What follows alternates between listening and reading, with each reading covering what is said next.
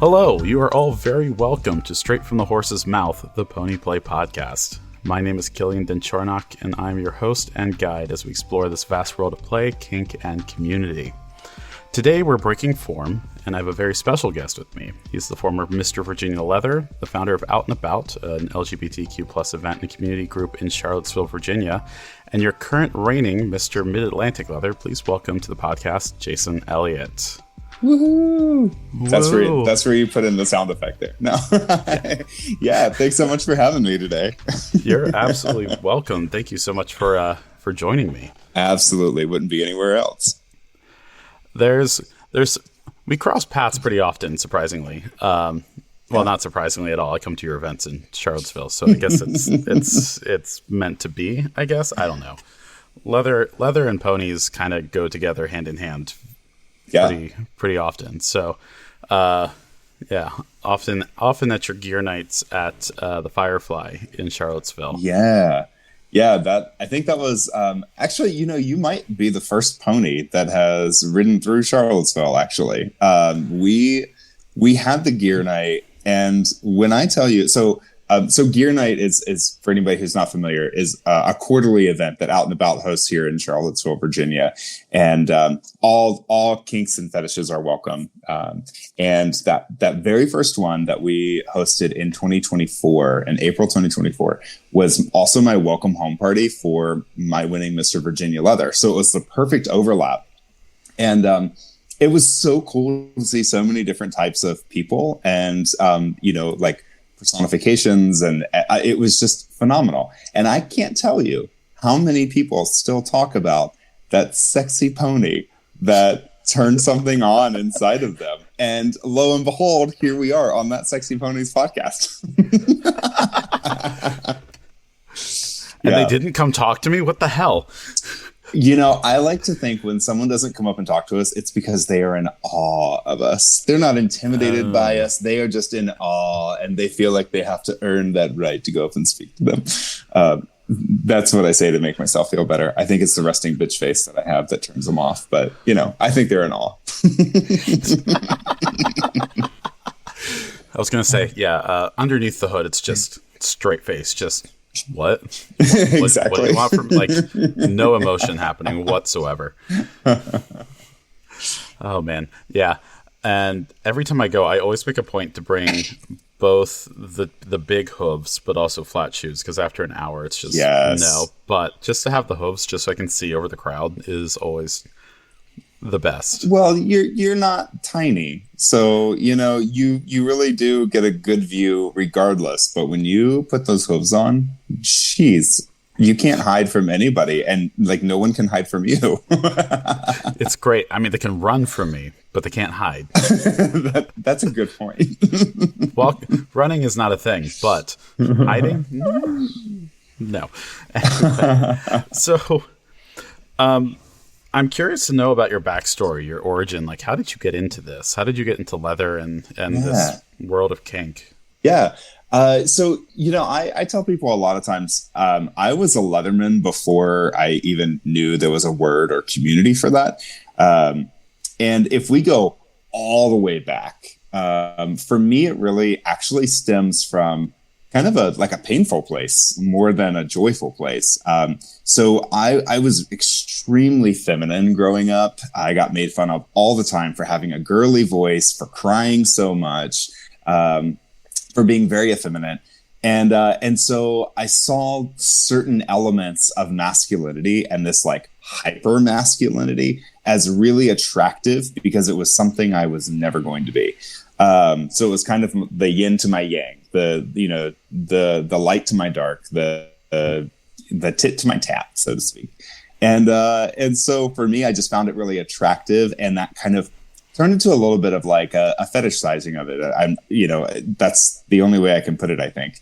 And then as I got older, and I started to explore my masculinity and femininity and how they kind of overlap, how they interact with each other, and how they really do balance each other, then I was like, oh my gosh, there's a whole community where this is the everyday way of life, and that is the leather community. And I've always been really passionate about community activism, just being around people who, like, as we say, quote unquote, get it. And for me, I have gone through so many nuances and niches in our community that it was really nice to find my home in the leather community in 2019. That's actually the very first time that I walked into a leather event, which happened to be Mid-Atlantic Leather. And what an event to start with. Yeah. And it wasn't even like intentional, to be honest with you. I was in a very deep depression at the time, and I called up a friend of mine. I was like, look, I know you're a straight guy, but you don't judge anybody. There's someone who is at this event in Washington, D.C., and I've known him online for many years, and he invited me up to go to like a little cocktail party at his room just to meet him in person for the first time. I know what you're all thinking. It actually was a little cocktail party. Really, it was. and so my dear friend was like, I will absolutely walk with you. So I drove up to DC, met my friend, and I will never forget walking into the lobby. And for anybody who has not been to Mid-Atlantic Leather, where we are currently having this event, you walk in the door and you're overlooking like a lobby. You walk in kind of like on the second level of the lobby, and then you go down escalators to the main floor. And I looked down and saw a sea of Leathermen, and I knew right away I was home. I didn't know anything about the history. I didn't know the traditions. I didn't know anything about flagging or anything about this or that. The event was brand new to me, but I knew that I was with people who got it. I knew I was safe there. And walking through the lobby to get upstairs, I felt like the sights and the smells and the sounds, it was all where I belonged. So yeah, that was kind of how I got my start. And lo and behold, a couple of years later, I was asked to come guest judge as their novice judge for the Mid-Atlantic Leather contest. So in 2022, I was able to judge the contest, which gave me my chance to come out publicly as a Leatherman and say, this is my community. This is where I feel like I really belong, and I'm going to start exploring it. And I haven't looked back since. So that's a long kind of rambly answer, and also still somehow only surface level on how this origin story began. But yeah, that's kind of my Cliff Notes version of this crazy leather life so far. Hey man, I read the Cliff Notes in high school. Like, Same. There's nothing wrong with that. Nothing wrong with that at all. Yeah, that's fascinating. That was your first event. That's just mind blowing to me. That's I've never been one to take things lightly. So if I'm going to jump in, I jump in all the way. Clearly. Honestly, knowing you the little bit that I do, that tracks. That completely tracks. Yeah. Oh, this little thing I want to try? Yeah, we're going all the way in. Yes, absolutely so. Wallet be damned. Here we go. Well, maybe. I'm a frugal Leatherman too. Yeah, that's the way to be. That is the way to be. But that's a whole nother podcast. No, I was saying the wallet is probably the only thing that I'm gentle on when it comes to a lot of this. But we will save that for the next episode as well, I'm sure. Or just the next question. Because the next question is literally, how do you participate in playing kink? And what does your average scene look like? Yeah. So, hey, here we go. So that's a big lead up for a really kind of like boring answer, I think. So I'm also often called a granny Leatherman. I'm a granny across the board. So for me, how I participate in play and kink, that really does depend on like the chemistry I have with somebody. Mm-hmm. I identify as demisexual, mostly gay. Everybody's at risk with me, but I have a tendency to lean in one direction. Get out of my brain, man. Yeah. See, look, I knew that we were on the same wavelength here. Yeah. So for me, I have a hard time just kind of going into a scene or just going into, like something physical with someone, if there's not that emotional and mental stimulation too. I always say, if you can't get my brain going and you can't get my heart going, you're not going to get anything else going. And so for me, there's this whole foundation that has to be laid for me to really get into something with somebody. And it's really interesting because leather has given me that space to express my sexuality, to share the things that I really love to do, and at the same time, not put any pressure on me at all to actually physically do any of that. And it's really neat because then I have the space to feel sexy at the same time that I'm doing my community activism. I can dress in really provocative and suggestive ways and really just want to sit down and have a club soda and laugh with you. I can walk into a room and be like, yes, I will dom the beep out of you and let me smack you around. But first, can I have a hug? That's me. So yeah, how I participate in it all really does depend on who I'm with, what the vibes are, what the chemistry is, and what the point of it in the long run is. But leather has really given me that space to act on that when I'm ready to act on it, and to just enjoy that build up and that community, whether or not it's actually a scene or something physical happening. But yeah, there are a lot of things that I enjoy, and leather has given me the freedom to find those things, to explore those things, and dare I say, get pretty good at a couple of those things, dude. Enter maniacal laugh. Oh my.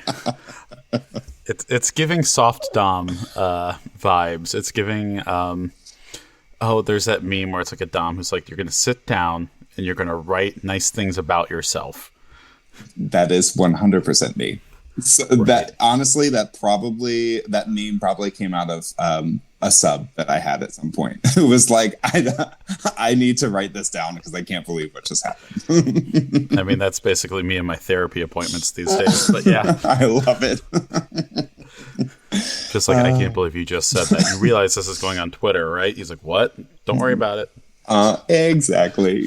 Yeah, I think my therapist at this point just doesn't offer that type of feedback because she knows exactly what I'm going to do with it. Yeah. Yep.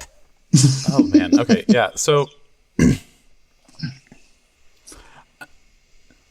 it reminds me, your version of play, your the way you play, it reminds me of a story I heard about Jinx Monsoon, the drag queen, the very famous drag queen, where she would jokingly just go, "Yeah, I'm just a grandmother. I'm just a mom. I just want you to come over and I'm going to give you a bath." And it's just like, what? Like, but it just, for some reason, it's just kind of giving me the same vibes. It's just very soft, but still very much in control of everything, you know? Yeah, I really do like that description. So being in control is a comfort zone for me. And I also think, and like kind of taking a little side quest here. I think a lot of times when we hear the term dom, or when someone is talking about being dominant, we forget that the real power for me lies with the sub. Because at any point, they are the ones that have that control to say, this is where it stops. I'm not comfortable with this. They're the ones that even give the permission for the dom to dom in the first place. And so I think that's something really important to talk about when we talk about dom-sub relationships, is being dominant does not mean that you are the end-all be-all. It doesn't mean that you're better than someone else. It doesn't mean that you can make no mistakes. It doesn't mean that you're the best at everything. It means that you've been graced with the opportunity to be in this position of sharing that power with someone in a specific way. And so for me, if I were to come right out and say, yes, I'm a dom, thank you very much, and stop right there, that does not encompass for me what that is. For me, as a caregiver, as a nurturer, as a lover, being being a dom and being dominant in a situation like that also comes with that responsibility of making sure that you are safe, of respecting all the boundaries, of the aftercare that happens. And some of that, honestly, like, I would choke you within an inch of your life and love it, but I'm going to love so much afterwards to be like, come here, let's cuddle you so you feel okay, or like, oh, welcome back. I saw you passed out there. Welcome back, So, I think that it really is important that we also know, like, what our partners, like, how that looks for them. Because if someone comes up to me and they want me to just be a dominant that has no regard for them as another being, if they want me just to use and abuse them, I'm not saying that can't happen, but it's not my preference either. So I really am, like Jinx saying she's a mother and a grandmother, and let me bathe you, let me take care of you. Man, that sounds wonderful to me. Maybe I should be a granny dom instead of a granny Leatherman. I think that works well. I'll see if I can find the interview clip for you. Please do. I can't wait to see that. Yeah. No, I totally agree with all of that. That we definitely do forget that the sub actually holds the power. Yeah, they really do. And I think we also forget the amount of pressure that's put on the dom as well in those events. Like, I know I rarely dom, and the reason why is because I don't know what to do halfway through. It's just like, it's just like, all right, now what? Right. Yeah. Oh yeah. but also it's just like the amount of pressure and the anxiety that comes with that, of making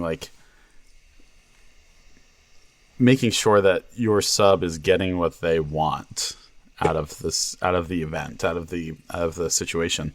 Yeah. Yeah. It is so much pressure. Yeah, it really can be. And I think that's why it's really important ahead of any scene or any relationship or what have you, to have that communication. Like, I tell people, I used to say this just about like STI status. So I have about 15 years behind me in HIV prevention and sexual health education. And when I would go out to the community, I'd say, like, hey, it can be a real boner killer to be like, hey, when's the last time you got tested? Hey, any symptoms? Hey, like, ugh. But when you have that, I always say, if you're going to be so close physically, you can be that close verbally as well. And as I got into exploring a lot of these other areas of play and kink and expression and enjoyment, I realized that same mentality needs to be applied here as well. So, like, are you that sub who really does just want to be used? Are you that sub who gets the pleasure out of knowing that someone else is pleasured? Are you the sub who gets the pleasure from yourself being pleasured? So, like, that's probably my not overly type A. I'm a recovering type A personality, which basically means that I'm a type A who can acknowledge that I'm a type A. That's the closest I'm going to get to recovery.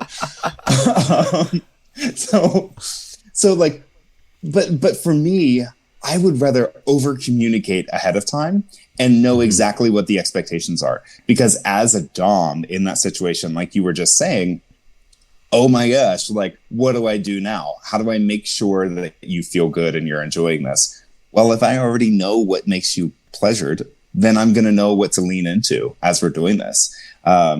So, and again, that plays really hard into that demisexual side for me, and that like flirt foundation. I'd love to build that chemistry and that tension with somebody. It's great. And it really comes out in fun ways when you are in that situation. And I don't have to think as a dom, what am I supposed to do next? Instead, I can say, as the dom in this situation, what do I know he's going to enjoy? What do I know she's going to enjoy? What do I know they're going to enjoy? And then at that point, it's like, cool, this is why I love being a dom, because I don't have to follow a rule book. I just have to make sure that you feel good. So yeah, I I can't remember how we got on that tangent, but but yeah, that's a podcast for you. Right? Chaos. It's always chaos. Chaos provides. Yes. I don't know where to go from there, so we're just gonna. That's okay. Hey, this is that situation you just had being a dom, where you hit a point where you're like, where the heck do we go? What are we supposed to do? This is where the music break happens. We love a good music break.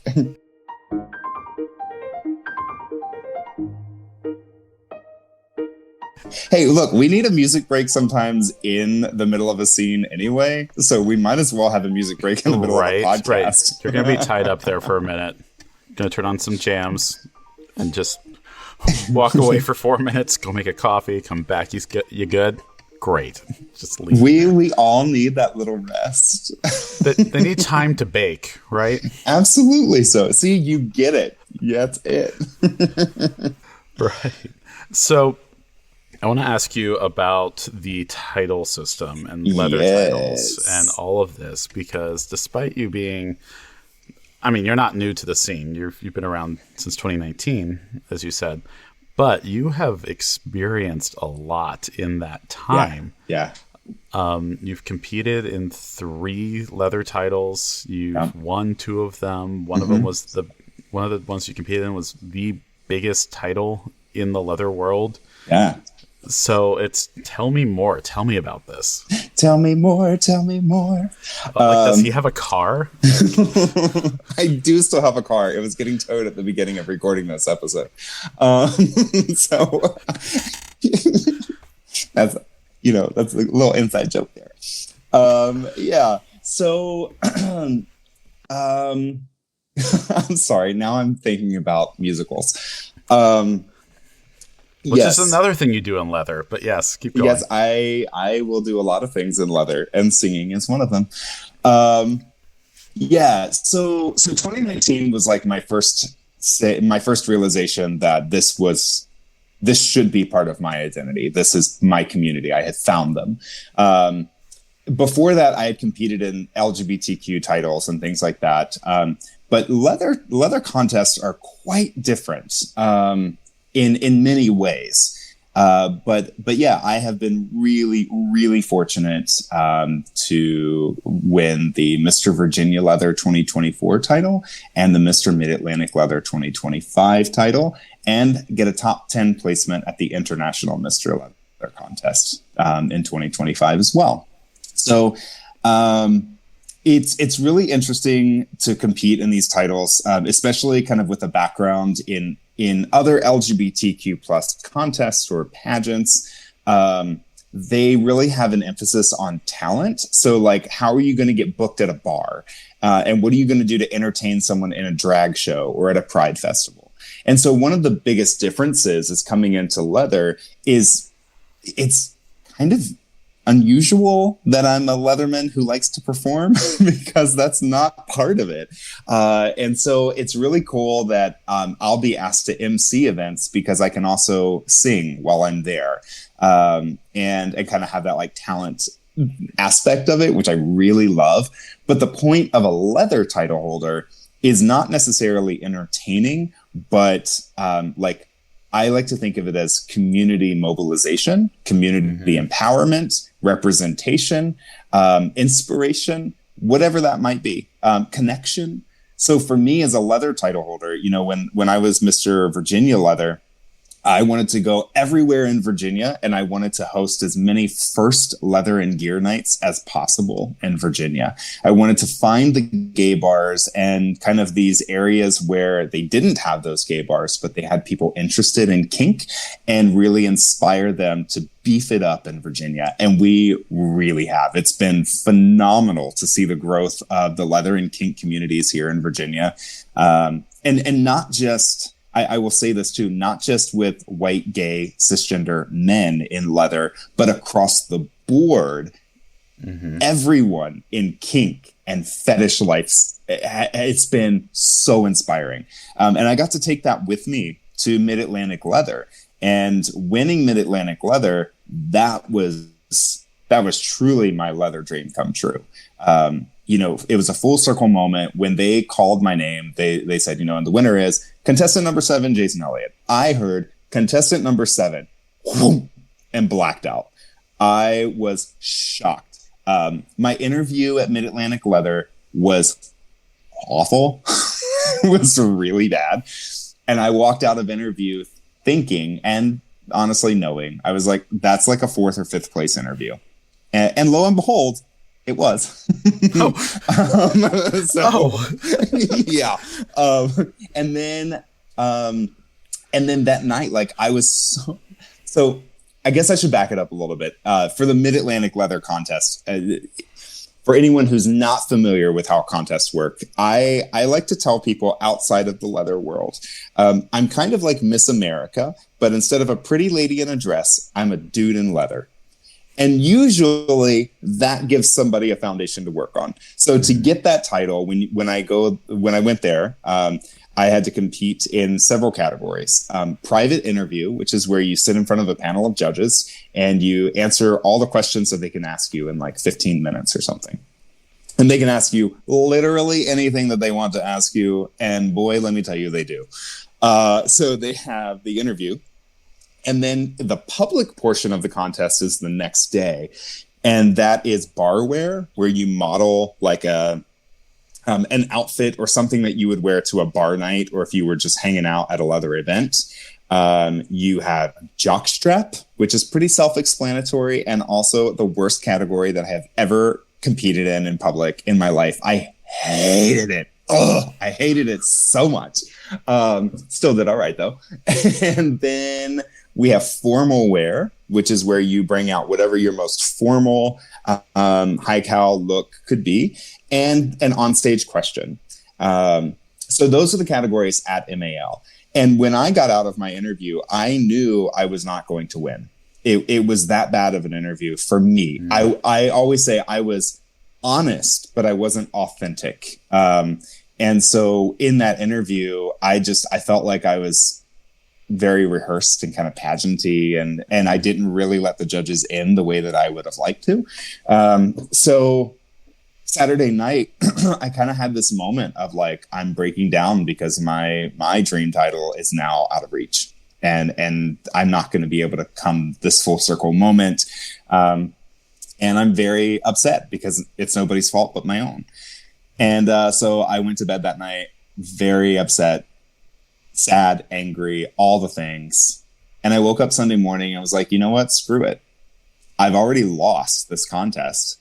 Let me make sure I have fun today. I didn't have fun yesterday. Let me make sure I enjoy it today. So Sunday morning, I got up and got ready to go down there, and I had fun every minute of that day. I mean, like, I was backstage and they're like, Jason, stop dancing to the music. Like, you're untucking your shirt. So that was it. I woke up on Sunday and said, you know, I've got to enjoy this. I have to have fun. And that's exactly what I did. And, you know, I was saying I got in, not like in trouble, but our den daddies and like our handlers backstage, you know, were like, stop high-fiving everybody coming off stage, you know, like you're messing up your look. And when I was dancing, they're like, you're untucking your shirt. We just fixed you. Like, come on. And for me at that point, it had nothing to do with actually winning the contest and more about enjoying that process. And so I remember when they were calling, you know, they call second runner-up, first runner-up. And I was like, this is not what I expected to hear. Because, yeah, I think it's safe to say that. But I didn't expect to hear myself anywhere called. And so when they said contestant number 7, I blacked out. And like my body just went into, you know what you're supposed to do now, like go do it. And I remember thinking, I want to hug my class brothers. And then when one of them hugged me, I remember thinking he ripped my pants. He actually just snapped my Sam Brown belt. And I was like, oh my gosh, my pants just ripped. My pants just ripped. I remember that. And that's it. And I remember like in the middle of pictures, like it's very fuzzy memories. But that night I was with a friend of mine and I said, did I do something wrong? And he said, why are you saying that? I said, because nobody cheered when I won. And he said, what? I said, nobody cheered when I won. Like, nobody was excited. Did I do something to make everybody mad? And he said, are you out of your mind? The place was crazy chaotic when you won. I said, no, it's not. And he found a video, and I watched a video of them calling my name. And that was the first time that I heard the crowd's reaction. But up until that point, I sure did think that it was silent in there because I just didn't hear it. I just completely blacked out. Up to this point, there are some days where I think I'm still blacked out because it has been a phenomenal journey for the most part. There's always highs and lows, and I have definitely had some personal lows this year. Some of the lowest that I've faced in a while. But one of the really cool things that I will always get to look back on is being Mr. Mid-Atlantic Leather. And I'm really proud. We're on track to have about 65 official engagements as Mr. MAL before I give up the title, which is super exciting. It's just the stories that I could tell from this year and the growth that I've had from this year. And,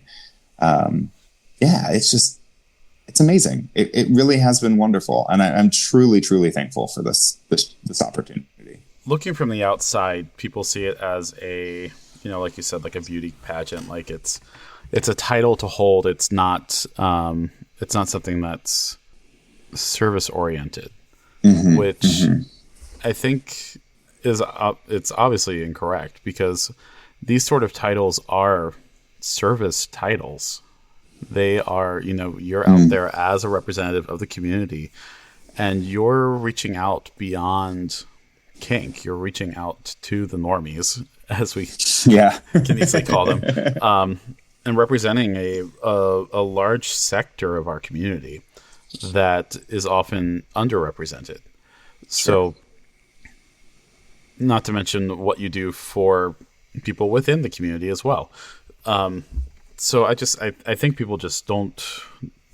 There's a reason why you have 65 community engagements, and it's because you are doing the work that the title should have you doing. Well, yeah, and one, I'm only at about 55 at the time of this recording, so I could just throw it all up. Yeah, in the but air you've got like done. what, like 3 more months? Oh, only 3 months. I totally agree with you. And honestly, the fact of the matter is everyone runs for these titles for different reasons. And every contest is going to want a different type of winner. And for some contests, they really just want a sexy dude to win the contest, or some people just run a contest because they really want like that prize pack, or they really want that clout.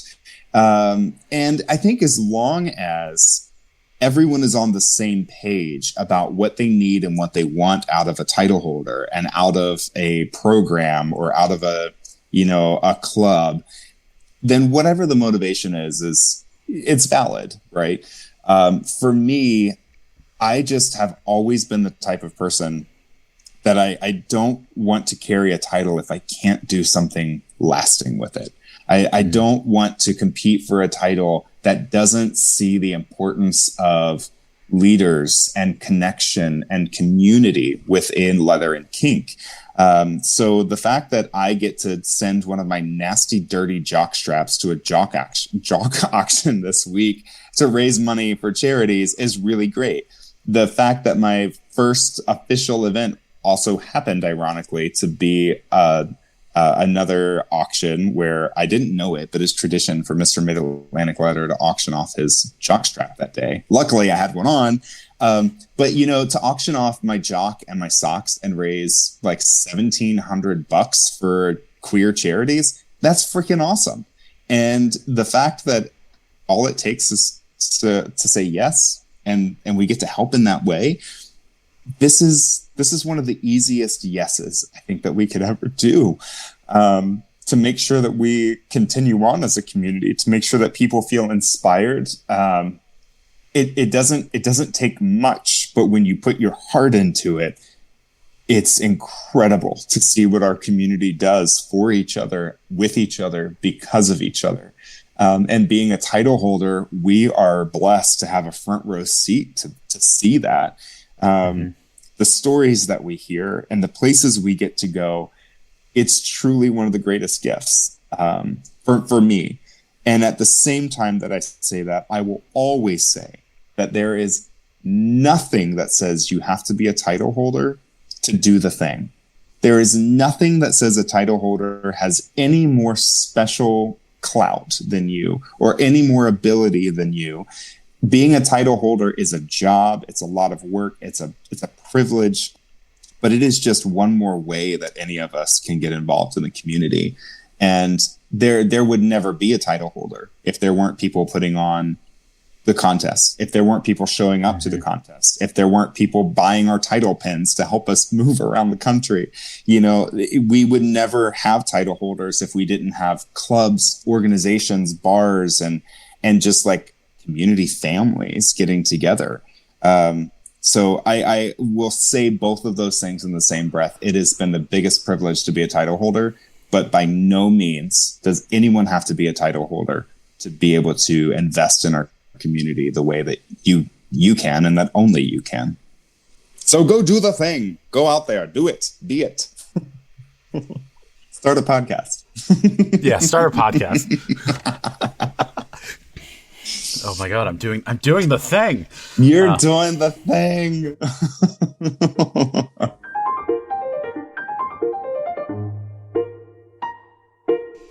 Sometimes in a really good session, you need multiple music breaks. That's how you know it's good. So I've been... Stop it. I've been asking everybody these two questions who've been on the podcast. How has your kink changed over time, and has it influenced your everyday life? And I think I know the answers to these already, but let's just reiterate, shall we? Oh, do you? You think you know everything, huh? I wouldn't say everything, but yes. Let's see. So how has my kink changed over time? It has definitely become more visible, I think, for me, and in a more prominent aspect of my everyday life. I would say that my kink being leather, my community is leather, and my kinks are other things. So my community being leather has allowed my kinks to be explored, to be honed, to be shared. And that's been really awesome. So being part of the leather community has really taken away a lot of the shame of saying, hey, I'm into this kink. Do you want to do that with me? Or, hey, I have a question about this kink. Can you teach me that? So being part of leather has allowed the kinks to change, in that it has given the space for them to evolve and to express themselves. And it's been really fun. And there are a lot of things that I never knew I liked that I love. There are also things that I never knew I liked and I still don't like. And that's an appreciation for having that space to try things. So it's been pretty cool. And I would say that, yeah, it definitely influences my everyday life now, because it has reinforced for me this idea that when we pull away the judgment from each other and we give each other that space to be ourselves authentically and safely, we get the best versions of ourselves and the people around us. So for me, some of my, like I said, my kinks specifically maybe haven't influenced my everyday life, but my community of kinksters has influenced me greatly in that I will be more vocal about what I do. I will give one example of that. There are a lot of people who have scene names, who have performer names, who have government names, who have their family names, who have their pet names. Mine is Jason Elliott across the board. And that has its own origin story. It was totally an accident, but I'm really glad that I have kept it that way, because now I can go on a Saturday and Sunday, win one of the largest, most prestigious leather titles in the entire continent, And then Friday morning, go have breakfast with 70, 80, or 90-year-old ladies at a bagel shop in Charlottesville, Virginia. And everybody knows this is Jason Elliott. And those old ladies may not hear every story, but they knew that I was competing at a leather title event, and they wanted to touch that leather. They wanted to ask questions about it. They wanted to stream it when I was competing at the International Mr. Leather contest. They know me as Jason Elliott, and they know those aspects exist. The same in the leather community and the kink world. They know that I'm Jason Elliott. I just may have a different, exhibition of my character traits or my interests depending on where I am. But this community has influenced my everyday life by allowing me to be me across the board. And that's been really cool. Really, really cool. Yeah. Yeah. I am envious to a certain point, but I also work in a field where, you have a professional name, and then, and so because of that and other reasons, like that, things do kind of stay mostly separated. Yeah. Because you have to, in some cases you have to. But to hear that you're able to be authentically yourself everywhere you go is, as we said at the beginning, awe-inspiring. I'm really lucky. It comes with some challenges. Of course. I'm not going to lie. Some potential employers don't like seeing, that leather jockstrap on social media. And, some people in the kink community don't understand why I'm singing gospel on this next episode of The Sound of Leather, and so it does come with a lot of questions. But again, I think when we're multifaceted, we should be able to show off all of those facets. And so I'm really lucky.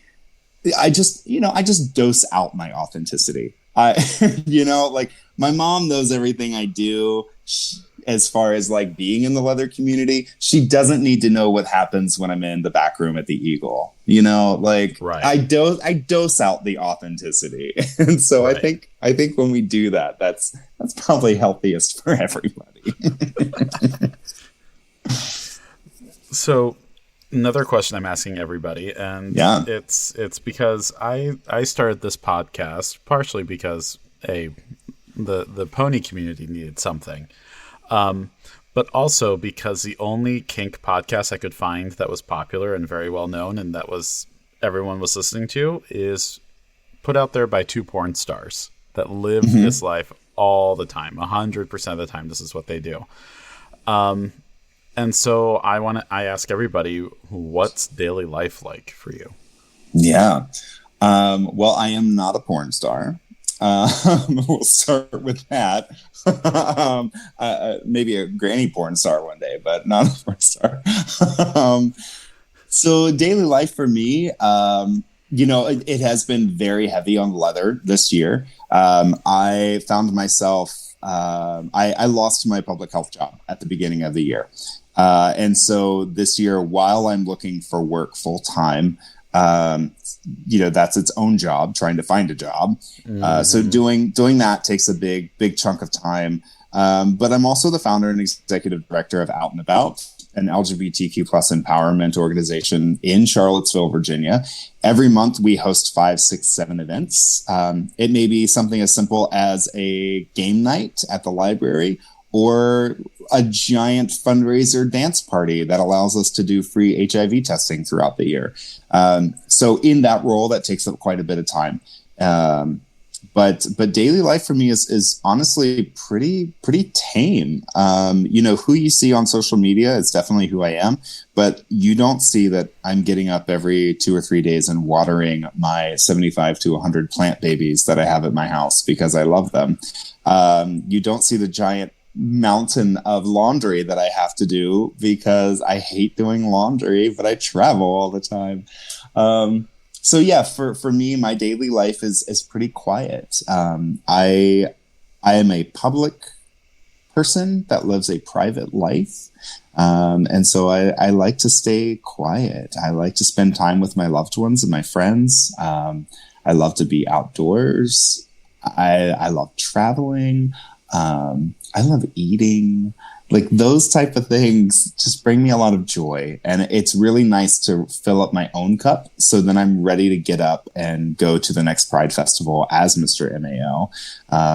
Or, go to this next fundraiser, in leather. But I think I will say I don't I don't have gear on every single day. I'm not leathered up 24/7. I hear quite often when I show up in a tuxedo somewhere, "Oh my gosh, I thought you would be in leather." Nah, bitch, I'm not in leather every single day, every single minute. Like I'm outside of that too. So, I think it's important for us to remember that being like a leather person, being a kinkster, being any of these things that we are that because that's who we are on the inside. And then we express that on the outside as we see fit. So that's just a little thought there. But yeah, daily life is, for me, pretty boring. Oh, to be able to live a boring life. I think everybody else would debate that. They'd probably be like, your life is the farthest thing from boring. But for me, it's just very routine at this point. But yeah. For now. Yeah, for now. For now.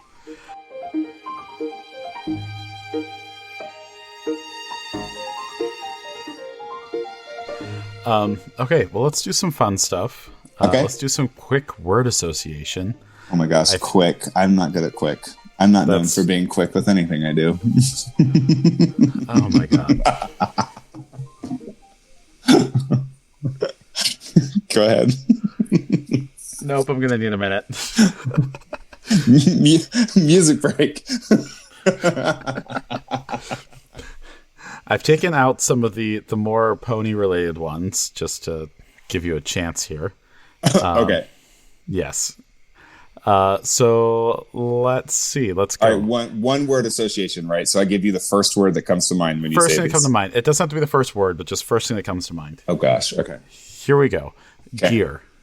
Leather. Ritual. I'm gonna say sitting for a boot black. Ooh, hold on. Say more, because we haven't talked about this on the podcast before. Say more.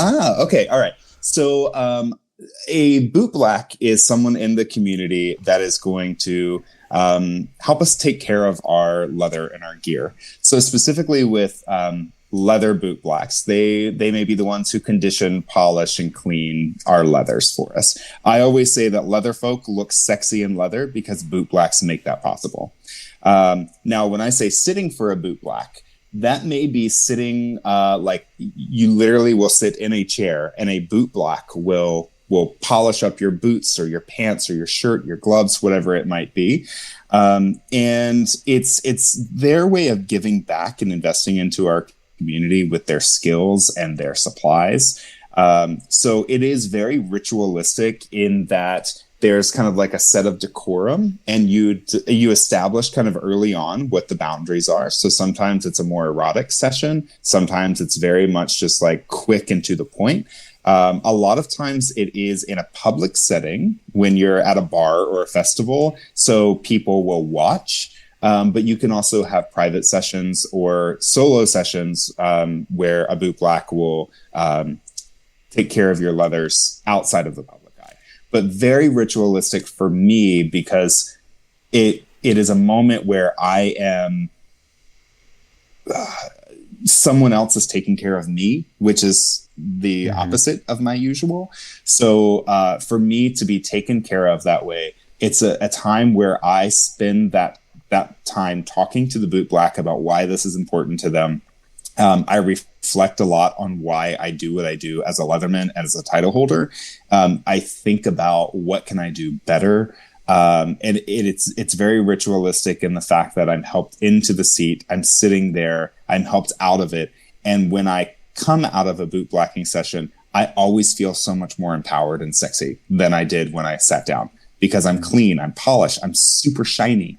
And so for me, that is like one of the rituals of being a Leatherman that every person in the kink community, any gear, should experience and appreciate. And also, I will say tip your boot blacks, because they do this for free. And so if you sit for them, you don't have to give them $5,000 when they, you know, shine your boots. But anything that you give to them, they put right back into the community. So please make sure that you tip your boot blacks. And if you ever see a boot black sitting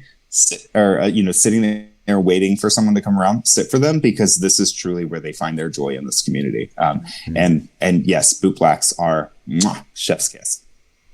Brilliant. And, yeah. Tip your boot blacks. Gosh, yes. The amount of events I've gone to where that didn't happen. Yes. All right, back into word association. Yes. Parade, which I know you've been in many. Yes.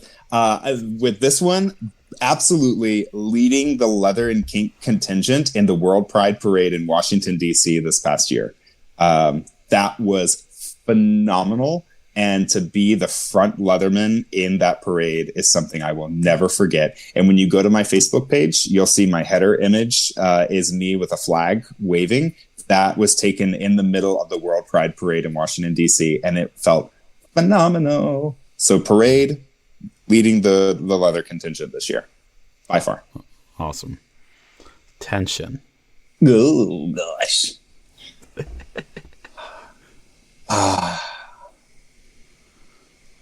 This one's hard, because I really want to go something like the tension of like my hand around their neck. Okay. But it's okay. This podcast is rated explicit. Go on. Oh, I should have asked that early on. I've been trying to be very ginger about things. Go on. You know, I'm actually going to go a slightly different route. The tension of being who we are versus who people think we should be. There is this... Okay, nobody else can see that you just rolled your eyes at that. Okay, but I Princess can. Di. No, there. Okay, also one of my heroes in life. So whatever, I'll take that as a compliment. The same way that somebody called me the John Benet Ramsey of leather, because I was too pageanty. So no, but there's this tension of wanting to express who we are, whether we're already in the community or not, and this like pull to be who we're quote unquote supposed to be. And I think who we're supposed to be is like whoever we want to be in that moment. So for me, I've been feeling a lot of this tension of like Jason Elliott as a person pulled against Jason Elliott as a title holder, pulled against, you know, Jason Elliott, somebody who's trying to figure out what the freak he's doing with his life, you know, like all of these things. So I have to go a little bit philosophical with that one and say tension is like that pool of who we are versus who people want us to be, because it may not be the same. It's very real. Very true. Thank you. That's a whole other episode on its own. Thank you. Just call me Diana. Thank you. Thank you. Mm-hmm. Oh, man. Okay, and then the last one for you. And you've already said it. Leather.